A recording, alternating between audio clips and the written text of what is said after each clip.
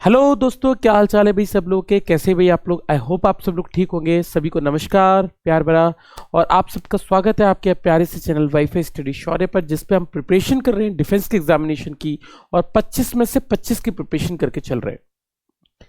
और मार्क्स हमें 25 में से 25 ही चाहिए, चाहे कुछ भी हो, चाहे कोई सी भी सिचुएशन हो, चाहे जमीन फटे चाहे आसमान फटे, हमें 25 में 25 मार्क्स चाहिए। उसी की प्रिपरेशन करके चलना है, चाहे कुछ भी हो। So let's start the topic. आज हम क्या पढ़ने वाले, आज मैं आपके लिए कुछ क्वेश्चंस लेकर आया हूं जो बहुत ही इंपॉर्टेंट है आपके एग्जाम के लिहाज से। अगर आप सोचते हैं कि क्वेश्चंस की एज इट इज क्वेश्चन आ जाए तो मेरे सारे मॉक टेस्ट को एज इट इज लगाते चलिए। यकीन मानिए जब आप फाइनल पेपर देकर आएंगे तो सारे क्वेश्चंस आपको खुद देखने को मिलेंगे। सबसे पहले एक बात आपको अनअकैडमी के बारे में बता दूं कि अगर आपने अनअकैडमी का सब्सक्रिप्शन अभी तक नहीं लिया है तो अनअकैडमी का सब्सक्रिप्शन जरूर ले ले, बहुत जरूरी चीज है, ताकि इस प्रिपरेशन को आप बहुत अच्छे से जारी रख सकें। दूसरी बात ये हुई कि भाई अनअकैडमी के सब्सक्रिप्शन के लिए ऑलरेडी बैच रनिंग में है। इसके साथ ही साथ में आपके यूट्यूब पर इसी चैनल पर एक नई टेस्ट सीरीज भी लेकर आ रहा हूं जो पूरा फुल सिलेबस होगी। तो अगर आप फुल सिलेबस की प्रिपरेशन करना चाहते हैं तो उसके लिए भी ज्वाइन कर लीजिए। एटलीस्ट एक मंथ तक हम रोजाना विदाउट फेल, चाहे सैटरडे संडे, रोजाना हम क्वेश्चंस को करने वाले हैं, प्रैक्टिस करने वाले हैं, जबरदस्त प्रैक्टिस करने वाले हैं और उन क्वेश्चंस की प्रैक्टिस करने वाले हैं जो आपके एग्जाम में आने वाले हैं। तो अपनी प्रिपरेशन को बहुत अच्छे से जारी रख लीजिए ताकि हम इनकी चीजें स्टार्ट कर सकें। तो अगर आपने बैच ज्वाइन नहीं किया है तो अनअकैडमी सब्सक्रिप्शन ज्वाइन कर लीजिए। कोड का ध्यान रखिएगा, कोड का नाम है शैलू10। इसी कोड का इस्तेमाल कीजिएगा और किसी कोड का इस्तेमाल ना कीजिएगा। और कोशिश कीजिए कि ज्यादा से ज्यादा लोग जल्दी से जल्दी ले, क्योंकि समय इतना नहीं बचा है कि आप ज्यादा देर तक का इंतजार कर सके। भाई प्रिपरेशन करना स्टार्ट कर दो, सीरियस हो जाओ अपनी जिंदगी में। वक्त जो है ना, वक्त की एक खासियत है बेटा, वक्त में पीछे नहीं जाया जा सकता, आगे जाया जा सकता है। तो याद रखिए जितना समय बचा है ना उसको यूटिलाइज कर लीजिए। बहुत बड़ा समय नहीं है अपने एग्जाम में, तो अपनी चीजों को यूटिलाइज करना स्टार्ट कर दीजिए। सफलता की मूल मंत्र है, सेक्रीफाइसेस देने पड़ेंगे जिंदगी में, तो थोड़ी सी चीजों को सीरियस लीजिए। और रोजाना वीडियो देखिए, किसी भी वीडियो को स्किप मत कीजिए। अगर आप फिजिक्स में 2 वीडियो 20 के स्किप कर देते, यकीन मानिए आपका चैप्टर बर्बाद। कोई मतलब नहीं है ऐसी चीज का करने का। तो याद रखिए रोजाना क्लास को लीजिए, किसी भी क्लास को मिस करने की कोशिश मत किया कीजिए। फिजिक्स में फिजिक्स पूरा सीरियल वाइज चलती है, एक के बाद दूसरा कनेक्टेड है, दूसरा तीसरा। अगर आपके बेसिक से स्ट्रांग नहीं रहे, बीच में जो छोड़ छोड़ के पढ़े, तो बेटा एग्जाम्स नहीं निकलेंगे। इसलिए अपनी प्रिपरेशन को बहुत अच्छे से जारी रखना स्टार्ट कर दीजिए। चलो स्टार्ट करते हैं आज की क्लास। और आज हम कुछ क्वेश्चंस लेकर आए हैं। आई होप आप सब लोग साथ में क्वेश्चंस करते रहेंगे। अगर आपको क्वेश्चंस करने में कहीं टाइम लगता है, अगर आपको लगता है कि भाई समय कम मिल रहा है मुझे प्रिपरेशन मतलब क्वेश्चंस करने में, तो आप वीडियो को पॉज करके भी क्वेश्चंस को अटेम्प्ट कर सकते हैं ताकि आपको दिक्कत ना हो। और साथ ही साथ हर क्वेश्चन को करने का प्रयास कीजिएगा, स्किप मत कीजिए, गिव अप मत किया करो जिंदगी में। अगर कोई क्वेश्चन नहीं हो रहा तो उसके पीछे हाथ धो के पड़ जाओ कि क्वेश्चन करना ही करना है। तो अपनी चीजों को अच्छे से करना स्टार्ट कर दीजिए। चलिए भाई आज का पहला क्वेश्चन को हम लेकर आते हैं, देखते हैं पहला क्वेश्चन आज आपके लिए क्या है।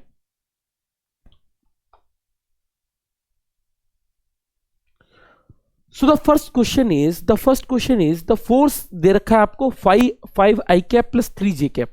आपने कहा इतना फोर्स लगाया गया है किसी पार्टिकल पर, इसको डिस्प्लेस करने के लिए ओरिजिन से लेकर यहां पर।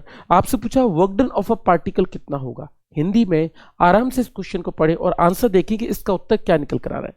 आराम से समय ले लें 30 सेकंड का और क्वेश्चंस को करने का प्रयास करें। आंसर देखिए कि आपका आंसर कितना निकल कर आएगा। सिंपल सी बात है, निकाले जरा क्वेश्चन को जल्दी से, आंसर फिर करते हैं। जल्दी करो भाई, जल्दी आंसर टिक करो, कितनी वैल्यू निकल कर आ रही है। मेरे ख्याल से आपने क्वेश्चन अटेम्प्ट किया। चलो देखते हैं। आपसे पूछा गया बेटा वर्क डन कितना होगा। वर्क डन बताऊं तो मैं लिख सकता हूं डॉट प्रोडक्ट होगा किसका, एफ डॉट आर वेक्टर का। अगर मैं वर्क डन की बात लेकर चलता हूं तो that is equal to F dot R vector. आपको भी जानकारी बेटा, इसी को हम इस तरीके से लिखेंगे। अगर आप इन दोनों को मल्टीप्लीकेशन कर दें, इनका डॉट प्रोडक्ट कर दें, तो आपका आंसर निकल आएगा। मैं दोनों का डॉट प्रोडक्ट कर देता हूं। This is 5 I cap plus में 3 जे कैप, और इसका डॉट प्रोडक्ट कर देता हूं मैं आर वेक्टर के साथ। आर वेक्टर की बात लेकर चलें तो this is 2 I cap minus में 1 जे कैप, राइट। यही क्वेश्चन है, 1 जे कैप। अगर मैं इन दोनों क्वेश्चन को 2 आई कैप माइनस जे कैप है ना, 2 माइन कैप माइनस जे कैप, एग्जैक्टली 2i कैप 1 जे कैप। अगर मैं इन क्वेश्चन की बात लेकर चलूँ तो ये हो जाएगा 5 दूनी 10 यानी 10, माइनस में हो जाएगा 3, 3 एकम 3 यानी 3, इसकी वैल्यू निकल कर आ जाएगी बेटा 7 जूल। तो इसका आंसर जो निकलेगा दैट इज 7 जूल। ऑप्शन की बात लेकर चले तो 7 joule is the right answer. तो C option is the right answer. तो फर्स्ट क्वेश्चन का आंसर सी ऑप्शन सही रहेगा। तो इस क्वेश्चन की बात लेकर चलो तो answer number C is the correct answer. तो उत्तर नंबर इसका सी ऑप्शन सही होगा। अगली क्वेश्चन की तरफ चलते हैं। नेक्स्ट क्वेश्चन,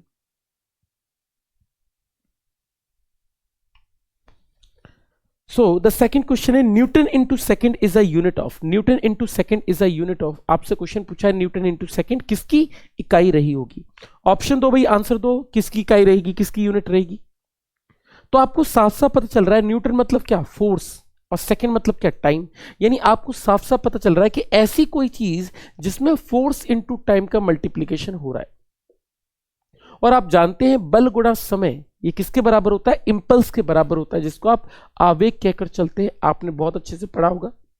इंपल्स यानी चेंज इन मोमेंटम, हिंदी में से संवेग में बदलाव भी लिखते हैं, यानी चेंज इन मोमेंटम भी लिखकर चलते हैं। तो इस इक्वेशन की बात लेकर चलें तो आपका आंसर क्या निकलेगा इस केस में, इसका उत्तर निकल कर आएगा आपका, इसके ऑप्शन की बात लेकर चले तो C option is the right answer, यानी चेंज इन मोमेंटम और momentum is the right answer. Impulse क्योंकि ऑप्शन में नहीं है तो आप आंसर मोमेंटम वाला लगा सकते हैं। एक्चुअली में चेंज इन मोमेंटम के बराबर होता है, पर क्योंकि हम जानते हैं यूनिट तो सेम ही आनी है बेटा, चेंज इन मोमेंटम की वही यूनिट होगी। तो इसके ऑप्शन की बात लेकर चले तो C option is the right answer. C option है ना, C option is the right answer. तो चेंज इन मोमेंटम और momentum is the right answer. Second का C option is the right answer. Next question,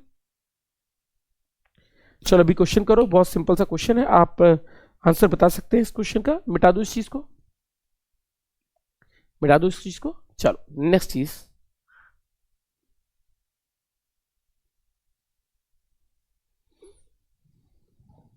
next चीज, the displacement time graph of two particle A and B are straight line at angles of 30 degree and 60 degree. आपसे question पूछा है, बताइए ratio of velocities क्या होगा V A and V B का। समय दो, आराम से क्वेश्चन को सोचो, आराम से अटेम्प्ट करो, मुझे आंसर बताइएगा कि इसका ऑप्शन नंबर क्या निकल कर आएगा। जरा ट्राई कीजिए, इसका उत्तर क्या निकलेगा। डिस्प्लेसमेंट टाइम ग्राफ दे रखा है, आपसे पूछा वेलोसिटीज के रेशियो क्या रहे होंगे। ऑप्शन आपने लगा दिया है आंसर। चलो मैं आंसर की तरफ चलता हूं कि इसका आंसर क्या होगा। आपसे ये बोला गया कि एक ग्राफ दे रखा है किसका, डिस्प्लेसमेंट टाइम ग्राफ, और आपको दो वेलोसिटी भी दी गई है। अगर मैं बात लेकर चलूं, एक को वी ए मान लेता हूं, एक को वी बी, दोनों के एंगल भी दे रखे होंगे जहां तक मैं समझता हूं। अगर मैं बात लेकर चलूं तो पहला एंगल दे रखा है 30 डिग्री है ना, वी ए का एंगल दे रखा है 30 डिग्री और इसका एंगल दे रखा है 60 degree. So this will be 60 degree.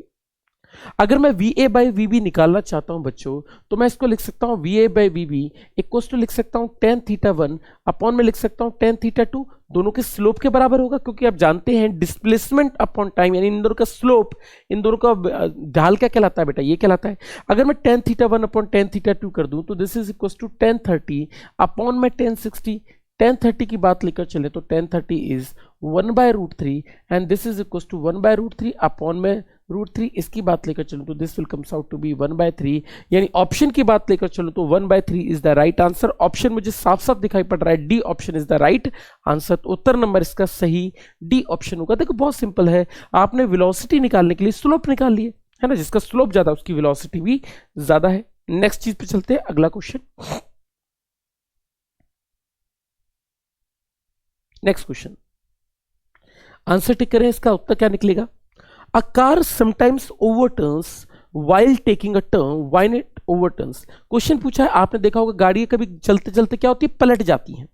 अगर गाड़ियां चलते चलते पलट जाती हैं, चलते चलते मतलब सीधा नहीं, जब मुड़ती है तब, आपसे क्वेश्चन पूछा गया ऐसा क्यों हो पा रहा है, ऐसा क्यों हो रहा है, क्या रीजन रहा है इसका, ये क्वेश्चन पूछा गया है।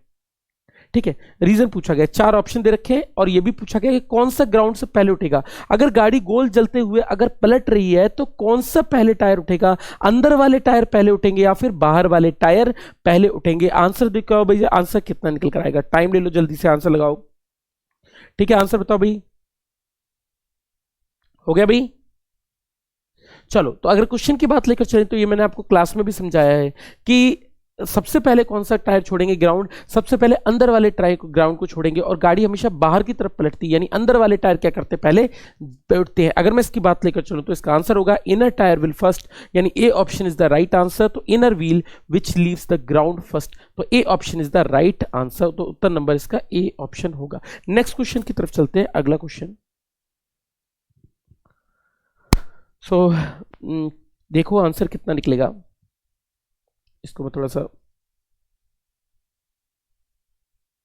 दिखाई पड़ रहा है आपको। So question number is, last option Hindi में नहीं, अपर्याप्त आंकड़ों के कारण कुछ निश्चित नहीं कह सकते, लास्ट ऑप्शन ये है हिंदी में।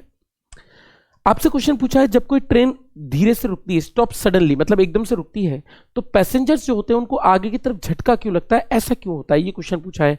आप सभी जानते हो इसमें लगने का झटका का रीजन होता है बेटे लॉ ऑफ इनर्शिया का लगना, यानी जड़त्व का नियम लगना। अब जड़त्व का नियम कौन सा, अगर ऑप्शन की बात लेकर चलें तो पहला ऑप्शन तो सत्यानाश है बेटा, आपको दिख भी रहा है। The back of seat suddenly pushes the passenger forward, क्या सीट की वजह से लगता है, नहीं बेटे। Second is inertia of rest stop the train take the body forward, नहीं बेटा, इनर्शिया ऑफ रेस्ट की वजह से नहीं लगता, बॉडी तो मोशन में है ना। थर्ड पार्ट की बात लेकर चले, upper part of the body continues to the state of motion, yes, inertia of motion यानी गति के जड़त्व के कारण ऐसा हो रहा है। क्यों, क्योंकि जब गाड़ी चल रही है तो आप, गाड़ी मोशन में है, अगर गाड़ी गति में तो आपकी बॉडी भी तो मोशन में है, यानी आपकी गाड़ी भी किस में है, आपकी बॉडी भी किस में, इनर्शिया ऑफ मोशन में।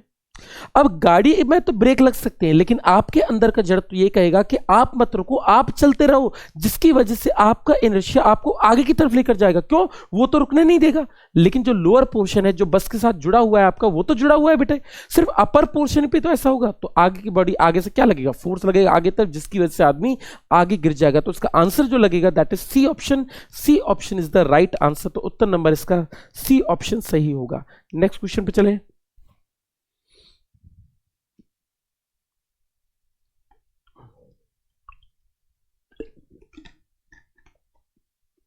Next question,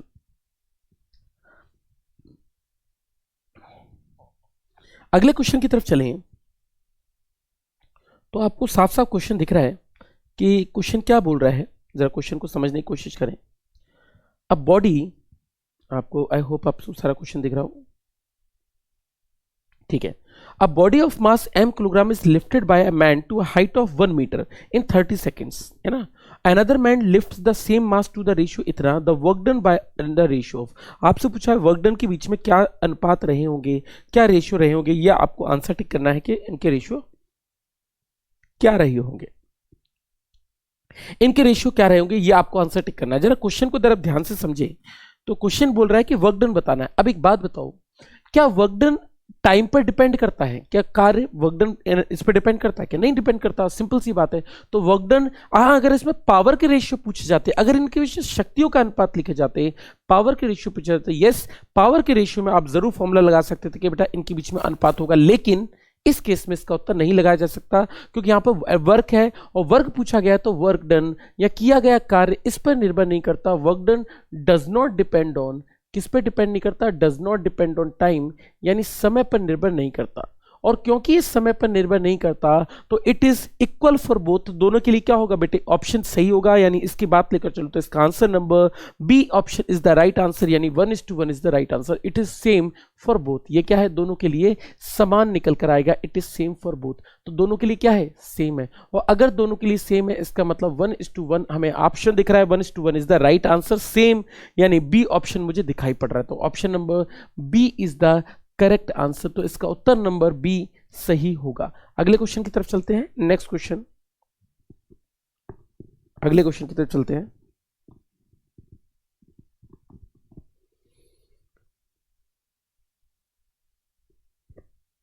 next question, in rotational motion of the rigid body all particles move. आपसे पूछा सारे पार्टिकल किस तरीके से मूव करेंगे अगर कोई बॉडी रोटेशनल मोशन के अंदर चल रही है, तो ये क्वेश्चन पूछा है। तो ऑल पार्टिकल्स मूव्स विद, जरा देखो क्वेश्चन को आराम से पढ़ो, आंसर बताओ मुझे क्या इसका उत्तर होगा, क्या इसका उत्तर होगा, आंसर बताओ मुझे क्या इसका आंसर निकल कर आएगा। हो गया भाई सब लोगों का क्वेश्चन, ठीक है, ठीक है भाई।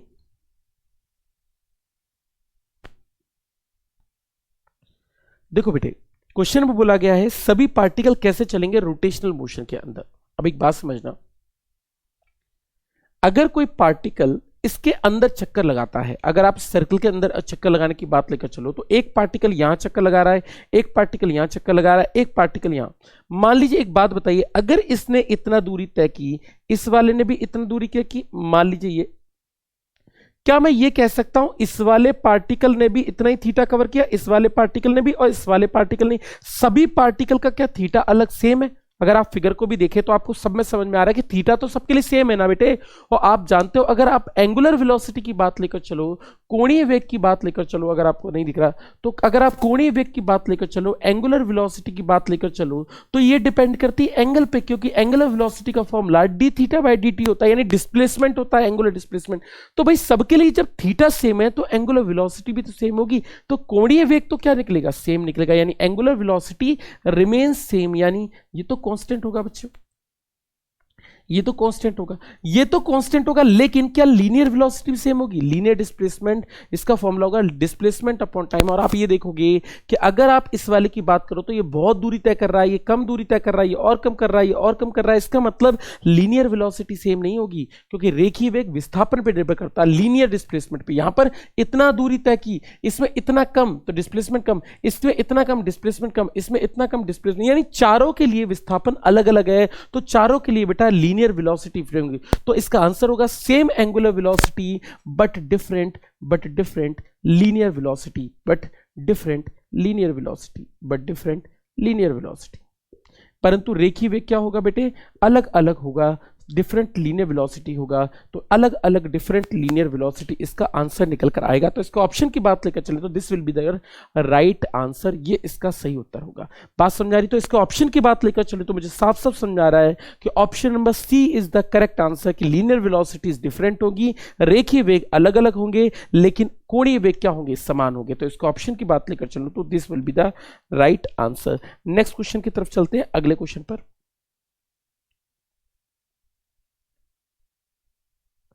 सॉल्व करें क्वेश्चन को, जरा देखें कि इसका आंसर क्या निकलेगा। मैं थोड़ा सा एडजस्ट कर दूं पीडीएफ को।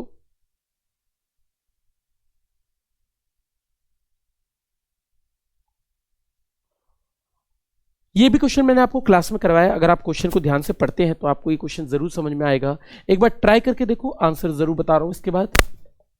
ट्राई करो भाई क्वेश्चन कि क्वेश्चन का आंसर क्या होगा, ट्राई करो क्वेश्चन को।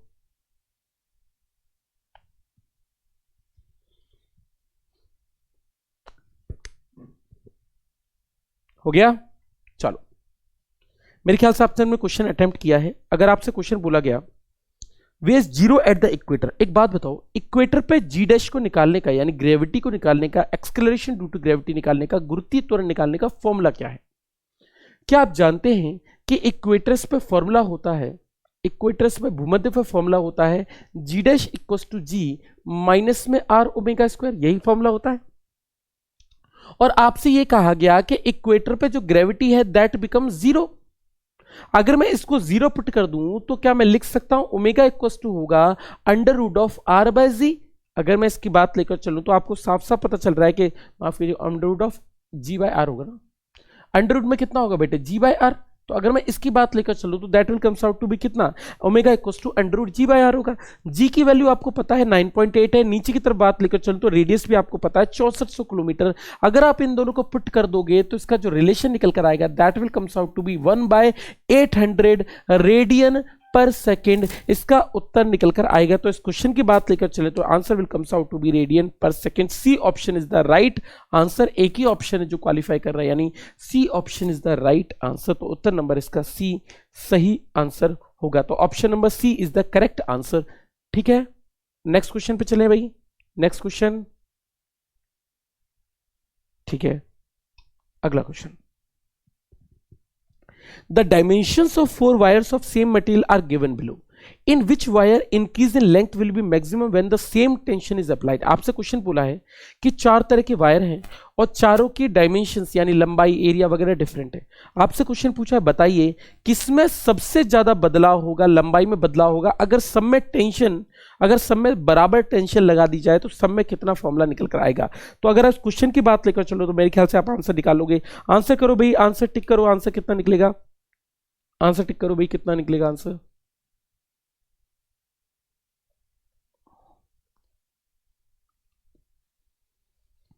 हो गया भाई क्वेश्चन, सो डन क्वेश्चन हो गया भाई, हो गया भाई। तो चेंज इन लेंथ निकालना ना आपको, बहुत आसानी से निकाल सकते हो कि किसमें एक्सटेंशन सबसे ज्यादा होगा, इंक्रीज इन लेंथ, यानी डेल्टा एल सबसे ज्यादा किसमें होगा। यंग मॉडुलस का फॉर्मूला लगा दो।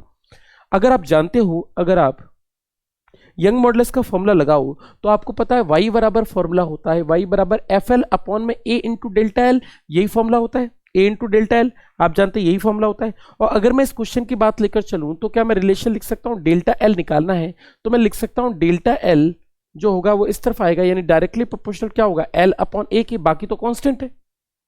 तो ये कितना हुआ, एल अपॉन ए के बराबर। अगर मैं इस वाले की बात लेकर चलूं तो इस रिलेशन को ऐसे भी लिखना सही है, एल अपॉन में डी स्क्वायर लिख सकता हूं, बिल्कुल लिख सकता हूं बेटा, क्योंकि एरिया क्या होता है पाई आर स्क्वायर या पाई डी स्क्वायर। तो अगर मैं इसकी बात लेकर चलूं तो ये कितना हो जाएगा बेटा, डी स्क्वायर की डायरेक्टली प्रोपोर्शनल, नहीं ऐसे लिख सकते हो। अब आपको ये बताना है कि इन दोनों का अनुपात सबसे ज्यादा और सबसे कम किसमें होगा। अगर आप चारों ऑप्शन की बात लेकर चलो तो आपको साफ साफ दिख रहा है कि इसका जो आंसर है that will be D option. D option इसका सही आंसर निकलेगा, क्योंकि अगर मैं इन दोनों को वैल्यू को पुट करूंगा तो नीचे सबसे छोटी वैल्यू पुट करूंगा तो इसका आंसर बड़ा निकलेगा, यानी D option is the right answer. आपसे आंसर आएगा इसका डी ऑप्शन, साफ साफ पता लग रहा है D option is the right answer, क्योंकि सबसे ज्यादा अनुपात इस रेशियो में निकलेगा।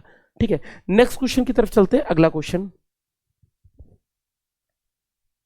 अगले क्वेश्चन की तरफ चलते हैं। If temperature increases the surface tension of liquid will, आपसे पूछा है कि अगर तापमान बढ़ जाएगा तो पृष्ठ तनाव पर क्या असर पड़ेगा। अगर टेम्परेचर बढ़ जाएगा तो सरफेस टेंशन पर क्या असर पड़ेगा, यानी अगर टेम्परेचर इंक्रीज होगा तो सरफेस टेंशन पर क्या असर पड़ेगा, यही क्वेश्चन है। सरफेस टेंशन पर क्या असर पड़ेगा, यानी आपके पृष्ठ तनाव पर क्या असर पड़ेगा। बहुत इंपॉर्टेंट क्वेश्चन है, ये आपके एग्जाम में पूछा जाता है और यकीन मानिए आपके एग्जाम में पूछा जा सकता है। खासकर एंगल ऑफ कांटेक्ट क्या होता है, इन दोनों पे क्वेश्चन बनते हैं। सरफेस टेंशन क्या होता है, इस पे क्वेश्चन, विस्कोसिटी क्या होता है, गैस की विस्कोसिटी टेम्परेचर के साथ कैसे रिलेट करती है, लिक्विड की विस्कोसिटी सांद्रता कैसे रिलेट करती है, दाब के साथ में प्रेशर पे क्या असर पड़ता है, इस पे विस्कोसिटी पे क्या असर पड़ता है प्रेशर पे। तो बहुत सारे ऐसे क्वेश्चन है जो रिलेट करते हैं। तो टेम्परेचर ये समझ लीजिए कि तापमान से रिलेट होंगे या नहीं होंगे, ये क्वेश्चन पेपर में कम से कम आपको एक क्वेश्चन देखने को मिलेगा ही मिलेगा। सभी चीजों के पूरी फिजिक्स में पढ़कर जाइए कि सब चीजों पर टेम्परेचर का, तापमान का क्या प्रभाव पड़ रहा है। ठीक है, if temperature increases the surface tension of liquid is, तो अगर मुझसे पूछा जाए क्या होगा तो इसका आंसर डिक्रीजेस होगा, क्योंकि हम जानते हैं अगर लिक्विड की बात लेकर चल रहे हो तो सरफेस टेंशन विल डिक्रीज, यानी इसका आंसर होगा डिक्रीजेस। ऑप्शन नंबर डिक्रीजेस के लिए ऑप्शन की बात लेकर चलो तो B option is the right answer. उत्तर नंबर मुझे साफ साफ बी ऑप्शन दिखाई पड़ रहा है, तो इसका उत्तर नंबर होगा बी ऑप्शन। ठीक है, नेक्स्ट क्वेश्चन की तरफ चले।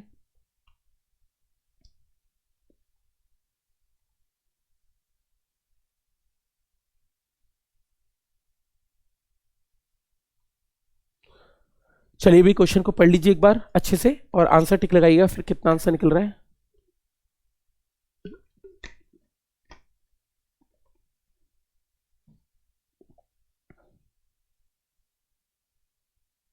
हो गया,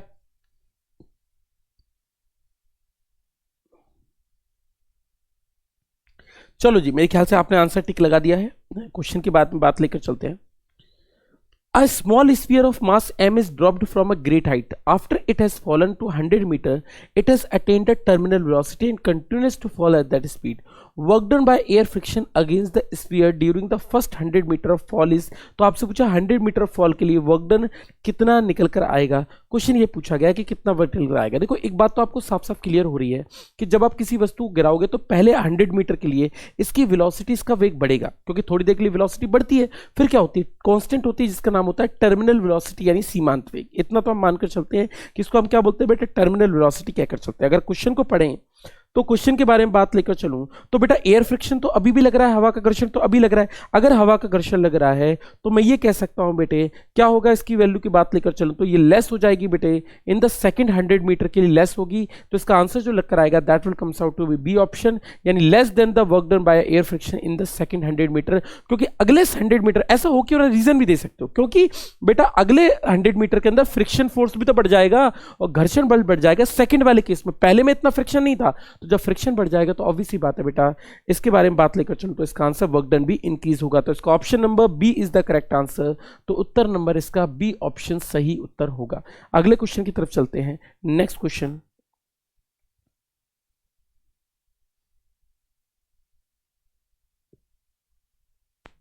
नेक्स्ट क्वेश्चन की तरफ चलते हैं।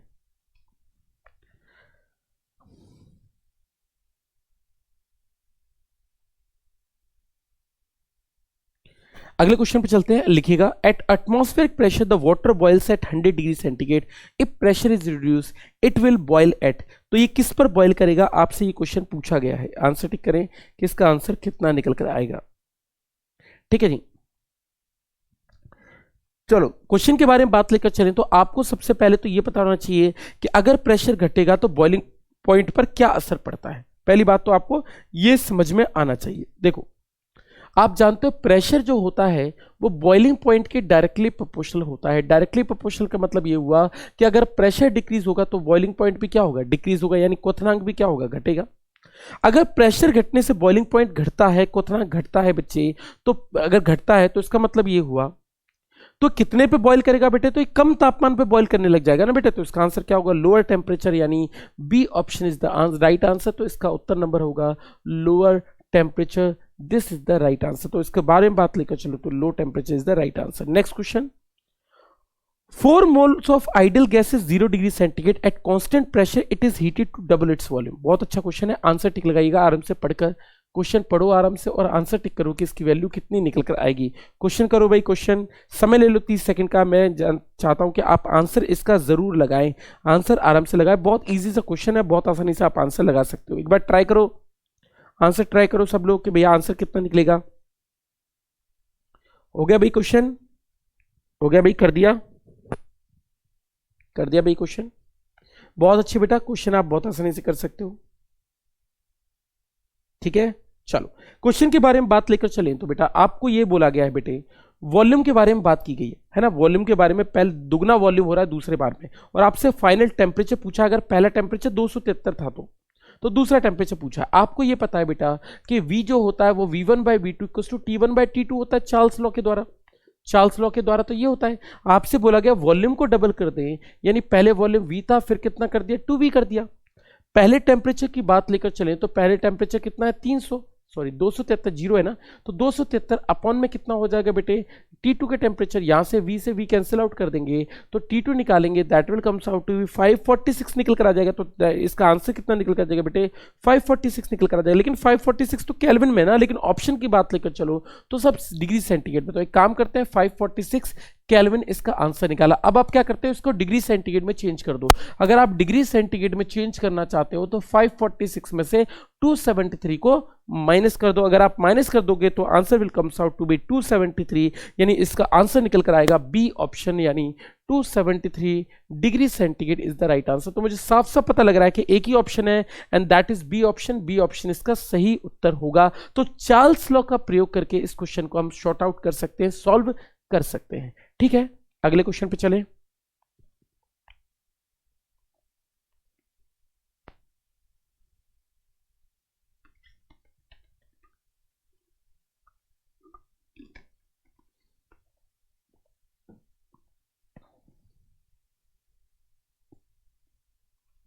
Next question, in changing the state of thermodynamics, in changing the states of thermodynamics, तो इसका आंसर कितना निकल कर आएगा, ये आपको क्वेश्चन टिक करना है। तो वर्क डन निकालना है, वर्क डन का डायरेक्टली फॉर्मूला है। और आप अगर साइन कन्वेंशन को भी यूज करो तो work done by the system में मतलब पॉजिटिव होगा, हीट दे रहे हो मतलब क्यू भी पॉजिटिव होगा। अगर मैं इस सिस्टम को यूज करके चलूं तो मुझे साफ साफ पता चल रहा है कि इसका आंसर जो निकलेगा दैट इज बी ऑप्शन, यानी Q माइनस डब्ल्यू निकलेगा। अगर इस ऑप्शन की बात लेकर चलें तो कितना होगा, Q माइनस डब्ल्यू। क्वेश्चन को करके देखो।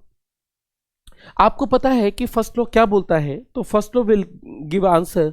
आपको पता है इसका आंसर होता है डेल्टा क्यू इक्वल्स टू, जो हीट दी जाती है वो वर्क डन में कन्वर्ट होती है, साथ ही साथ क्या होती है, इंटरनल एनर्जी में भी बदलाव करती है। और आपसे कोई के क्वेश्चन में बात लेकर चलूं तो आपको, क्योंकि क्वेश्चन में वर्क डन पूछा गया है, डब्ल्यू पूछा गया है, नहीं वर्क डन नहीं, द इंटरनल एनर्जी पूछा गया कितना होगा, तो डेल्टा यू निकालेंगे तो that will comes out to be Q, minus में डब्ल्यू हो जाएगा। तो इसको ऑप्शन की बात लेकर चलें तो Q minus W is the right answer. तो option number B is the correct answer. तो इसका उत्तर नंबर बी सही उत्तर होगा। तो B option is the right answer. Next question की तरफ चलते हैं कि अगला क्वेश्चन इसका क्या निकलेगा। मिटा दो इस सब चीजों को, मिटा दो इसको।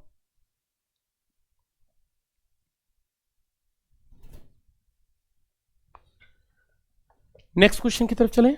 चलो भी नेक्स्ट क्वेश्चन देखते हैं। For cooking the food which of the following type of utensil is most usable. आपसे क्वेश्चन पूछा है मोस्ट सुटेबल कौन सा होगा, यानी अगर आप खाना बनाना चाहते हैं तो उसके लिए सबसे सुटेबल कौन सा चीज होगा, यूटेंसिल कौन सा यूटेंसिल सबसे अच्छा होगा, इसके बारे में बात की गई। देखो, अगर आप कुकिंग ऑफ फूड करना चाहते हैं, अगर आप खाना बनाना चाहते हैं तो कौन सा यूटेंसिल सबसे ज्यादा सुटेबल होगा, ये मुझे बताना है। पहली बात, अगर मैं इसकी बात लेकर चलूं तो कौन सा यूटेंसिल सबसे ज्यादा सुटेबल होगा, तो वो यूटेंसिल सबसे ज्यादा सुटेबल होगा जिसकी लो स्पेसिफिकेट और हाई थर्मल कंडक्टिविटी होगी। तो ऐसा बर्तन आपके सबसे ज्यादा काम का होगा जिसकी थर्मल कंडक्टिविटी सबसे ज्यादा हो और लो स्पेसिफिक हीट हो। तो इसके ऑप्शन की बात लेकर चलें तो साफ साफ दिख रहा है कि D option is the right answer. Low specific heat मतलब बर्तन चाहते हैं जल्दी से गर्म हो, जल्दी से ठंडा हो। अगर आप स्पेसिफिक हीट हाइट रखोगे तो ज्यादा गर्म होने में समय लगेगा, और हम ऐसा बर्तन नहीं चाहते जो बहुत देर में गर्म हो। हम चाहते तुरंत आग लग जाए बेटा, उसमें बर्तन गर्म हो जाए। तो अगर मैं ऑप्शन की बात लेकर चलूं तो D option is the right answer, यानी लो स्पेसिफिक हीट, विशिष्ट ऊष्मा कम होनी चाहिए और चालकता अधिक होना चाहिए, ऐसा बर्तन हमारे लिए सबसे बढ़िया काम का होगा। यानी इसका ऑप्शन नंबर होगा डी आंसर, राइट। अगले क्वेश्चन को करें, आंसर निकाले आराम से कि इसका आंसर कितना होगा। आपसे कलांतर यानी फेज डिफरेंस पूछा गया है कि कलांतर कितना निकल कर आएगा, कलांतर कितना निकल कर आएगा, ये आपसे क्वेश्चन पूछा गया है। करें जरा क्वेश्चन को, फिर निकालेंगे कि इसका आंसर कितना निकल कर आएगा। आपको साफ साफ दिख रहा है कि एक इक्वेशन साइन की है और दूसरी इक्वेशन क्या है, कॉस की है। एक इक्वेशन किसकी बेटे, साइन थीटा की, यानी साइन की इक्वेशन, दूसरी किसकी, कॉस की इक्वेशन है। यानी मुझे ये समझ में आ रहा है कि अगर एक साइन की इक्वेशन दूसरी कॉस की, मतलब इन दोनों के बीच में जो फेज डिफरेंस रहा होगा वो कितना रहा होगा, पाई/2 का फेज डिफरेंस रहा होगा। कलांतर कितना रहा होगा, पाई/2 का होगा। ऐसा नहीं कि आप इस क्वेश्चन को कर नहीं सकते, आप इस क्वेश्चन को ऐसे भी कर सकते हैं, दोनों को कन्वर्ट कर लो। आपको पता, अगर मैं y बराबर इक्वेशन लिखूं तो y बराबर इक्वेशन थी, क्या दे रखी है, y बराबर पहली इक्वेशन, y बराबर इक्वेशन दे रखी a sine omega T minus alpha, यही दे रखा है बेटा, ओमेगा टी माइनस अल्फा। ठीक है जी, आपको एक क्वेश्चन दे रखी है y बराबर a sine omega T minus alpha. अब आपसे पूछा फेज डिफरेंस, तो एक काम करते हैं, इसको कॉस में चेंज कर लेते हैं। अगर मैं इसको कॉस में चेंज करूंगा तो मैं लिख सकता हूं a इंटू कॉस, ये ओमेगा टी माइनस में अल्फा, माइनस में अल्फा के साथ क्या लिख सकते हैं बेटा, माइनस का पाई/2 लिख देता हूं। अगर मैं इसको लिखना चाहता हूं माइनस पाई/2 लिख दूं। और दूसरी क्वेश्चन की बात लेकर चलूं तो दूसरी क्वेश्चन क्या दे रखी है, y बराबर a cos omega T, omega T दे रखी है, चेक कर लो, y बराबर a cos omega T minus alpha दे रखी है। तो आप ये देखोगे कि इन दोनों टर्म में ये वाला टर्म तो सेम है, और ये देखोगे ये वाली चीज क्या चल रही है, पाई/2 पीछे चल रही है। यानी अगर मैं फेज डिफरेंस लिखूं, अगर कलांतर लिखूं, तो मुझे साफ साफ पता लग रहा है दोनों इक्वेशन के अंदर कि कलांतर जो निकल कर आएगा, कलांतर जो निकल कर आएगा that will comes out to be, ये बी है, कोई फर्क नहीं पड़ता, एम्पलीट्यूड है। तो अगर मैं कलांतर की बात लेकर चलूं कितना आएगा, तो दैट इज इक्वल टू पाई/2, यानी इसका ऑप्शन नंबर कितना होगा, पाई/2 इज द राइट आंसर। तो उत्तर नंबर 90 डिग्री वाला आंसर होगा, यानी सी ऑप्शन इसका सही उत्तर होगा। तो option number C is the correct answer, option इसका सी सबसे सही आंसर होगा। नेक्स्ट क्वेश्चन की तरफ चले, अगला question, the frequency of sound wave is an, its velocity v। The frequency को अगर आप 4f कर दें तो वेलोसिटी कितनी होगी, यानी वेलोसिटी और फ्रीक्वेंसी के बीच में रिलेशन है कि क्या इसका उत्तर निकल कर आएगा। ऑप्शन की बात लेकर चलो तो कितना निकल कर आएगा।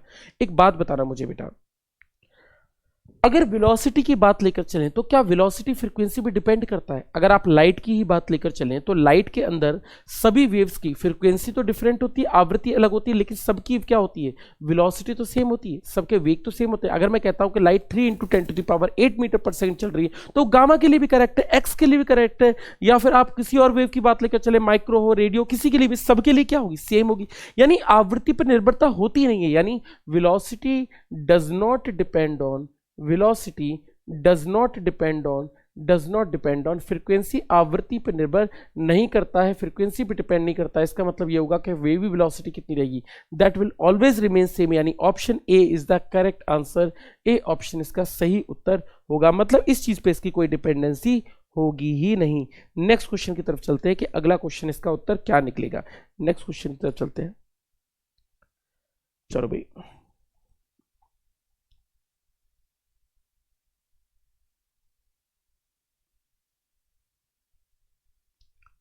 करें भाई क्वेश्चन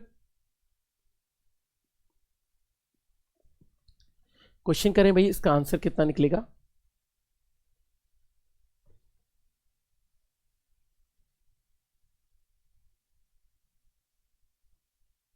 आंसर निकालें, इसका उत्तर कितना निकलेगा?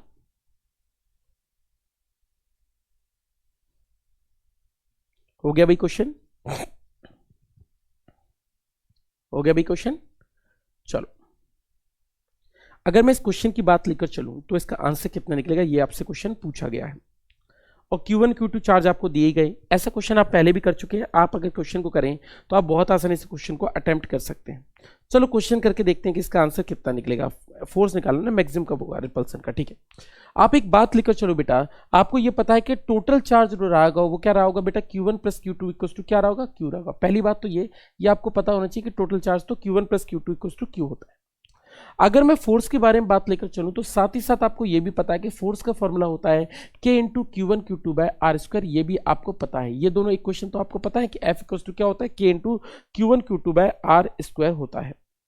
अगर मैं इन दोनों इक्वेशन से सॉल्व करूं, अगर बच्चों इन दोनों इक्वेशन को सॉल्व करूं तो मैं इन दोनों इक्वेशन से क्या निकाल सकता हूं, इन दोनों इक्वेशन से बात लेकर चलूं तो फ्रॉम, इसको मैं फर्स्ट इक्वेशन मान लेता हूं, इसको second equation, from first and second अगर मैं इक्वेशन निकालूं तो इस इक्वेशन को मैं ऐसे भी लिख सकता हूं, अगर दोनों को चार्ज होगा तो एक को Q माइनस एक्स लिख देंगे and that will comes out to be F equal to हो जाएगा F equal to K into में हो जाएगा Q1। एक तो Q1 हो गया, दूसरे की बात लेकर चलो तो इसको आप लिख सकते हैं, एक तो Q1 हो गया, दूसरा हो गया Q में से Q1 माइनस कर देंगे, ये Q2 निकालना तो Q माइनस Q1 हो जाएगा, तो this is Q minus Q1 upon में क्या हो जाएगा बेटे आर स्क्वायर, तो नीचे की तरफ तो इक्वेशन सेम ही रहेगी, ये निकल कर आया। अब अगर आपको मैक्सिमा या मिनिमा चाहिए तो बेटा क्या मैक्सिमा दिख रहा है, फॉर मैक्सिमा और मिनिमा अगर आपको कोई चीज मैक्सिमम चाहिए तो क्या मैक्सिमम चीज के लिए क्या मैं ऐसा कर सकता हूं कि df बाय dq1 को क्या कर दूं, जीरो पुट कर दूं।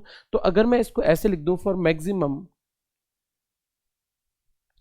तो मैं क्या करता हूं df बाय dq1, इसको मैं क्या कर देता हूं बेटा जीरो पुट कर देता हूं। तो अगर मैं इन दोनों को जीरो पुट कर दूं तो मेरा उत्तर निकल कर आ जाएगा, और जब इनको आप डिफरेंशिएट करोगे तो that will comes out to be Q by 2, यानी इसका ऑप्शन नंबर जो निकल कर आएगा दैट इज डी ऑप्शन। साफ साफ मुझे पता चल रहा है कि अगर आप इनको करोगे तो इसका आंसर निकल कर आएगा D option is the right answer, D option इसका सही उत्तर निकल कर आएगा। और इसकी वैल्यू कितनी निकलेगी, माइनस Q बाय 2 के फॉर्म में, वो Q बाय 2 के फॉर्म में निकल कर आएगी। तो Q1 और Q2 क्या निकलेंगे, Q बाय 2। ये क्वेश्चन कई बार आपको करा भी है, मैंने क्लास नोट्स में भी इसको करवाया हुआ है, तो आप इस क्वेश्चन को अटेम्प्ट कर सकते हो। तो इसका आंसर जो निकल कर आएगा दैट इज डी ऑप्शन। अगले क्वेश्चन की तरफ चलते हैं, अगला क्वेश्चन आपसे क्या बोल रहा है। Next question,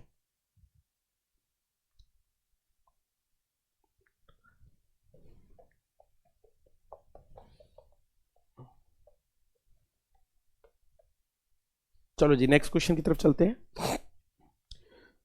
The temperature coefficient of resistance of a wire is इतना, at 300 Kelvin its resistance is 1 ohm, the temperature at which the resistance becomes 2 ohm is, तो आपसे पूछा है रेसिस्टेंस जब 2 ओम हो जाएगा तो कितनी वैल्यू निकल कर आएगी, ये आपसे क्वेश्चन पूछा गया है कि कितनी वैल्यू निकल कर आएगी, ये इसका क्वेश्चन है। चलो जरा देखते हैं कि क्वेश्चन का आंसर क्या निकल कर आएगा और क्या आंसर नहीं निकलेगा। इस क्वेश्चन की तरफ चलते हैं। तो मुझे ये पता है कि बेटा मैं दोनों की रेसिस्टिविटी का फॉर्मूला लगा देता हूं। आपको रेसिस्टिविटी का फॉर्मूला तो पता ही है, रो बराबर क्या होता है, रो इक्वल्स टू क्या होता है, रो 0 इंटू 1 प्लस अल्फा टी होता है, उसी फॉर्मूले का यूज कर लेते हैं। ऐसे लिख सकता हूं रो 1 बाय रो 2 इक्वल्स टू लिख सकता हूं 1 प्लस अल्फा T1 अपॉन में लिख सकता हूं 1 प्लस अल्फा T2। याद होगा आपने रेसिस्टेंस के अंदर भी ऐसा क्वेश्चन कर रखा है, RT बराबर R0 into 1 plus alpha T, same ही तो इक्वेशन है, R0 कैंसिल, वही तो सेम इक्वेशन है। तो बस आपको सारी वैल्यूज दी रखी हैं, अब बस आपको पुट करना है। इसकी बात लेकर चलो तो 1 प्लस अल्फा, अल्फा की वैल्यू दे रखी है 0.00125, 0.00125 इंटू में दे रखा है T1, T1 यहाँ पे डिग्री सेंटीग्रेड में होता है, वैल्यू दे रखी है 300 केल्विन, 300 केल्विन का मतलब ये हुआ कि 27 डिग्री सेंटीग्रेड, इसका ये हो गया 27 डिग्री सेंटीग्रेड। अपॉन में बात लेकर चलूँ तो नीचे हो जाएगा फिर से 1.00 इंटू 125 इंटू में क्या हो जाएगा T2। इसकी बात लेकर चलो तो रेसिस्टिविटी के बारे में भी कुछ बात की गई है क्या? अगर मैं रेसिस्टिविटी की बात लेकर चलूं तो 1 ओम दैट टेम्परेचर रेसिस्टेंस बिकम 2 ओम। अच्छा 1 की जगह 2 हो जाए रेसिस्टेंस, ओके रेसिस्टेंस है ना, माफ कीजिएगा यहाँ पर R1 और R2 है, ठीक है कोई दिक्कत नहीं है। R1 बाय R2 इसके बारे में बात लेकर चलूं तो इसकी वैल्यू किसके बराबर हो जाएगी 1/2 के बराबर, तो R1 बाय 2 1/2 के बराबर कर दी। इसको जब सॉल्व करोगे, जब इस T2 को निकालोगे तो you will find that T2 will comes out to be, T2 जो वैल्यू निकल कर आएगी that is equal to, T2 निकल कर आएगा इसमें से, अगर इस वैल्यू को लिखेंगे तो T2 will comes out to be 1127 kelvin निकल कर आएगा, यानी इसका उत्तर निकलेगा 1127 kelvin. This will be the right answer. तो इसका ऑप्शन नंबर निकल कर आएगा 1127, इसका सही उत्तर निकलेगा। नेक्स्ट क्वेश्चन की तरफ चलते हैं, अगला क्वेश्चन, नेक्स्ट क्वेश्चन की तरफ चलते हैं। तो D option is the right answer, तो उत्तर नंबर इसका डी ऑप्शन सही उत्तर होगा। अगर आप इसे डिग्री सेंटीग्रेड में लिखना चाहते हैं तो इसकी वैल्यू कितनी हो जाती है 1127 में से अगर माइनस करेंगे तो that will comes out to be 854 निकल कर आएगी। तो अगर मैं इसकी बात लेकर चलूं तो इसका आंसर 854 डिग्री सेंटीग्रेड लगाया जाता है, क्योंकि डिग्री सेंटीग्रेड इसका आंसर निकलता था। T2 आपको किस में लिखना है केल्विन में, यानी इसका आंसर निकलेगा T2 जो डिग्री सेंटीग्रेड में निकलेगा दैट इज 854, 854 में 273 प्लस करोगे तो 1127 इसका उत्तर निकल कर आता है। ठीक है, तो इसका आंसर जो निकल कर आएगा दैट इज इक्वल टू इतना निकल कर आएगा। नेक्स्ट क्वेश्चन की तरफ चलते हैं, अगला क्वेश्चन। दो इलेक्ट्रिक बल्ब हैं जिनके रेसिस्टेंसेस, जिनके प्रतिरोधों के अनुपात दे रखे हैं 1:2 are connected in parallel. Okay, मिटा देता हूं इस क्वेश्चन को।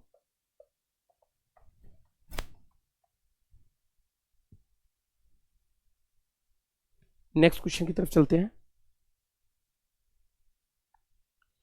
दो इलेक्ट्रिक बल्ब्स हैं जिनके रेसिस्टेंसेस दे रखे हैं 1:2 आर कनेक्टेड इन पैरेलल, उनको आपने समांतर क्रम में जोड़ा और आपसे पूछा कांस्टेंट वोल्टेज से तो पावर डिसिपेटेड किसके बराबर होगी ये बताना है बेटे। तो सिंपल सी बात है बेटा, वोल्टेज सोर्स कांस्टेंट है, मतलब आपको P बराबर V² बेटा R वाला फॉर्मूला लगेगा, उस फॉर्मूले को लगाता हूं और आंसर निकालता हूं। डायरेक्ट क्वेश्चन है, पावर डिसिपेटेड ना, ठीक है। तो आपको पता है बेटा P का क्या होता है बेटा, इनवर्सली प्रोपोर्शनल टू R होता है।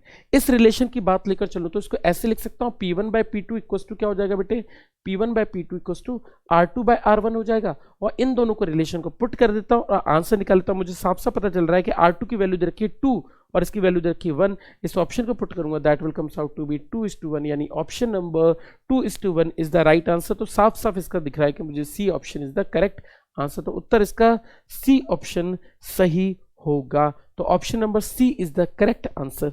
बात समझ में आ रही है बेटा, C option is the correct answer, ये इसका उत्तर निकलेगा। नोट डाउन करो, 1 मिनट में आया।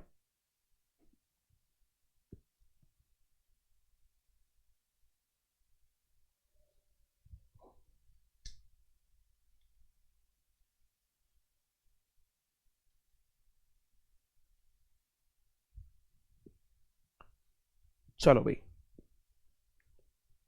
अगले क्वेश्चन की तरफ चलते हैं। नेक्स्ट क्वेश्चन,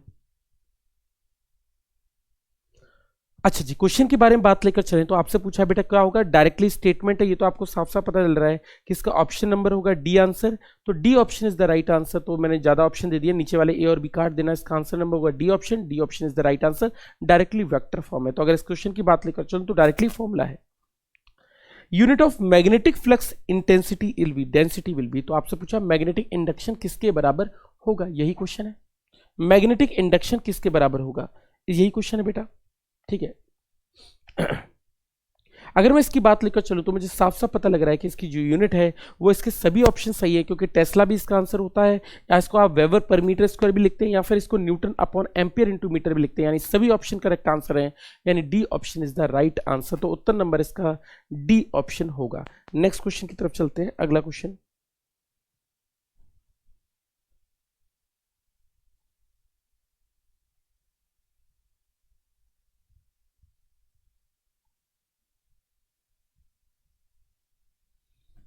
नेक्स्ट क्वेश्चन की तरफ चलते हैं, अगला।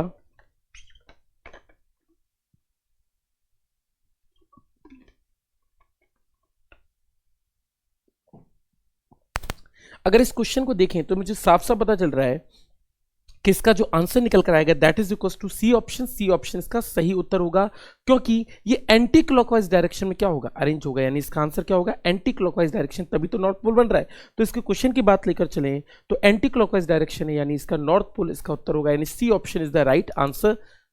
उत्तर नंबर इसका सी ऑप्शन होगा, नॉर्थ पोल मतलब एंटी क्लॉकवाइज।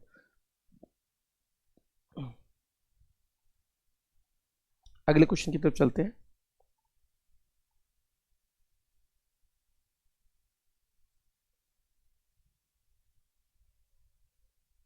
चलो भाई, in an AC circuit V and I are given as एतना। आपसे क्वेश्चन पूछा है कि पावर डिसिपेटेड सर्किट के अंदर कितना होगा। ये क्वेश्चन है कि पावर डिसिपेटेड सर्किट के अंदर कितना होगा। कर सकते हैं, आंसर टिक लगाओ बेटा, कितना होगा। आप डायरेक्टली फॉर्मूला लगा कर सकते हैं। अगर मैं पावर डिसिपेटेड निकालना चाहता हूं बच्चों, तो आपको पता है पावर का डिसिपेटेड का फॉर्मूला होता है V R M S, into में होता है I R M S, into में होता है कॉस फाई। यही टर्म होता है बेटे, V R M S into में I R M S, into में क्या होता है बेटा, कॉस फाई होता है। ये टर्म निकल करता है। अगर मैं इन दोनों का मल्टीप्लाई करूं तो मैं इसको लिख सकता हूं 100/√2, इंटू में आई आर एम एस की बात लेकर चलूं that is equal to 100, into में हो जाएगा बेटे 100 मिली एम्पियर है, तो that is equal to 100 into 10⁻³ upon में हो जाएगा बेटे √2, दिस विल √2, इंटू में कितना हो जाएगा बेटे। अगर मैं फेस की बात लेकर चलूं तो कितना है कॉस, इसकी बात लेकर चलो तो cos इज π/3। ओके, तो इसके बारे में बात लेकर चलो तो that is equal to cos π/3। दोनों के बीच में फेस डिफरेंस कितना है, π/3 का। तो इसको मैंने इस तरीके से लिख दिया। इन सबको मैं मल्टीप्लाई कर देता हूं। अगर मैं इन सबको मल्टीप्लाई करूंगा तो ये तो हो जाएगा 10⁻⁻4, 10⁴ ये हो जाएगा 10⁴ हो जाएगा, इंटू में हो जाएगा 10⁻³ अपॉन में √2, और √2 की बात लेकर चलूँ तो दिस इज 2, और इसका मल्टीप्लाई कर दूंगा तो that will comes out to be 1/2, जिसको मैं लिखूंगा तो इसकी वैल्यू निकलेगी 10 बचेगा, 5 बचेगा, 5/2, इसकी वैल्यू हो जाएगी बेटे 10/4, यानी इसका ऑप्शन नंबर निकल कर आ जाएगा तो 10/4 यानी 2.5, यानी इसका ऑप्शन नंबर निकल कर आएगा 2.5। 2.5 इज द राइट आंसर। उत्तर की बात लेकर चलूं तो साफ साफ समझ में आ रहा है कि सी ऑप्शन इसका सही उत्तर होगा, तो option number C is the correct answer. तो उत्तर नंबर इसका सी ऑप्शन आंसर होगा, तो ये इसका उत्तर नंबर निकल कर आएगा, तो C option is the right answer. ठीक है, अगले क्वेश्चन की तरफ चले बच्चों। तो जल्दी से आ जाओ, फास्ट ट्रैक में जल्दी से आ जाओ बेटे, स्टार्ट करते हुए अगली बार से। नोट डाउन करें भाई क्वेश्चन, अगले क्वेश्चन को कर दूं। क्वेश्चन सॉल्व कीजिए, कितना आंसर निकलेगा।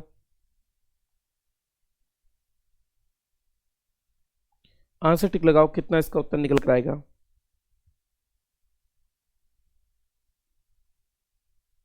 हो गया,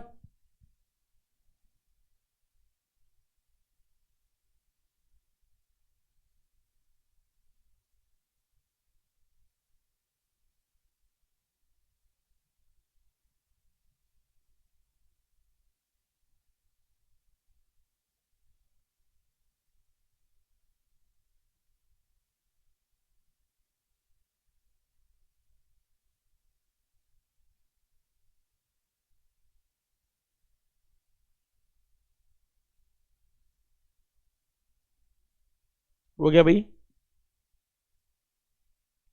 चलो जी, अगली चीज की तरफ चलते हैं। ठीक है,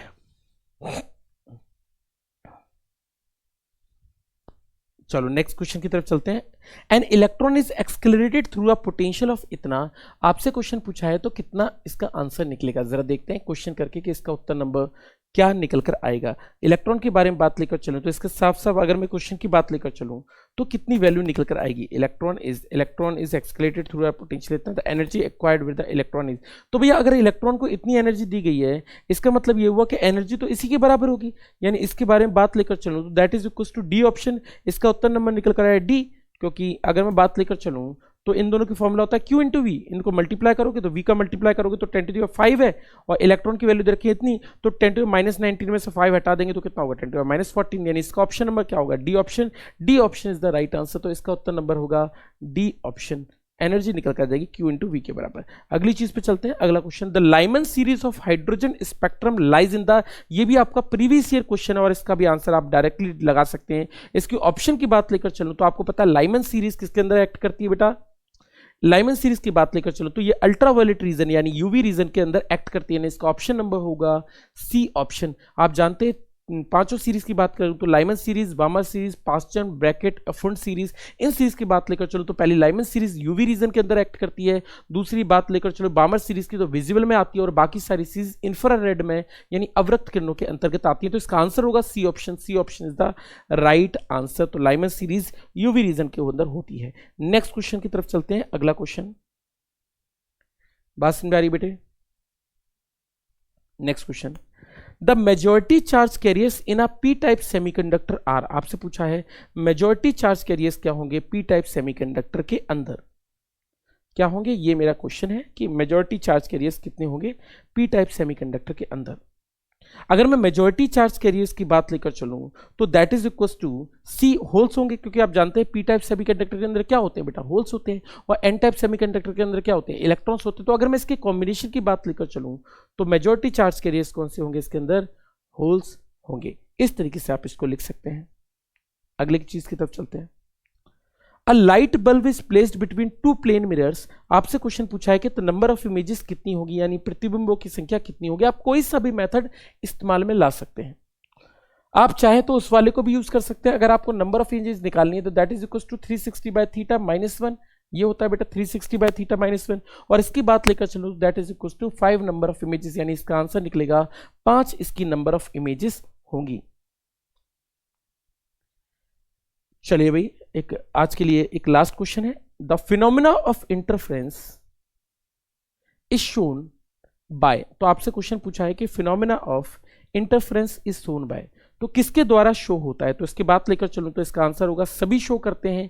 लॉन्गिट्यूडल मैकेनिकल वेव्स भी, ट्रांसवर्स मैकेनिकल वेव्स भी, तो सभी चीजें शो करती हैं। यानी इसका आंसर होगा बेटे दोनों के द्वारा शो की जाती है। यानी इसका आंसर होगा all the types of waves. This will be your right answer. तो इसके ऑप्शन की बात लेकर चलूं तो इसका ऑप्शन नंबर डी ऑप्शन सही उत्तर होगा। तो आज के लिए इतने ही क्वेश्चंस थे। नेक्स्ट टर्न पे हम फिर से तैयारी करके अच्छे से तैयारी करके आएंगे और फिर से आप क्वेश्चंस को अच्छे से अटेम्प्ट कीजिएगा। थोड़ी तैयारी करके आइएगा और क्वेश्चंस को अटेम्प्ट कीजिएगा। आज के लिए बस इतना ही, बाकी मिलते हैं अपने नेक्स्ट लेक्चर में। Thank you very much.